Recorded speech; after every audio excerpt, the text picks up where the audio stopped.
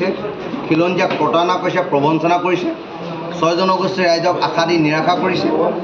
জনজাতিকৰণ দিম বুলি প্ৰতিশ্ৰুতি দিলে, জনজাতিকৰণৰ মৰ্যাদা আমাক দিয়া নাই। 26ৰ সমাগত বিধানসভা ইলেকশ্যন, গতিকে এই ইলেকশ্যনৰ আগে আগে যদি আহোমকে ধৰি অসমৰ 6 জনগোষ্ঠীক জনজাতিকৰণৰ মৰ্যাদা প্ৰদান নকৰে, তেতিয়াহ'লে বৃহৎ এই গণতান্ত্ৰিক ফেষ্টিভেলটোৰ এগেইনষ্টত সদৌ তাহেম ছাত্ৰদাই থিয় দিব আৰু বিজেপি দল আৰু চৰকাৰৰ বিৰুদ্ধে খিলঞ্জীয়া ৰাইজে মাৰ বান্ধি থিয় দি এক যোগ্য প্ৰত্যুত্তৰ দিবলৈ সকলো প্ৰস্তুত হ'ব। দ্বিতীয় এটা কথা যে বসুন্ধৰা 3ৰ জৰিয়তে যি এটা অধিসূচনা জাৰি কৰা হৈছে, যে এই অধিসূচনাৰ জৰিয়তে আহোম জনগোষ্ঠী মৰাণ মটক ছুটিয়াই যদি তেখেতলোকৰ মাটিৰ পট্টা বিচাৰিব লাগে, তেতিয়া 3টা জনমৰ প্ৰমাণ পত্ৰ দিব লাগে।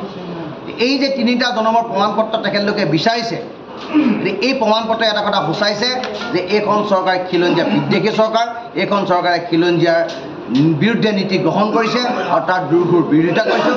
আৰু এই অধিসূচনা তেখেতলোকে কেঞ্চেল কৰিবৰ কাৰণে আমি ইতিমধ্যে চৰকাৰৰ ওচৰত দাবী উত্থাপন কৰিছোঁ। আৰু দুটামান বিষয় আছে।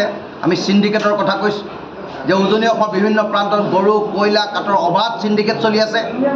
এই চিণ্ডিকেটৰ বিৰুদ্ধে চৰকাৰে একশ্যন ল'বৰ কাৰণে আমি আপোনালোকৰ মাধ্যমেদি অসমৰ মাননীয় মুখ্যমন্ত্ৰীজনক কৈছোঁ।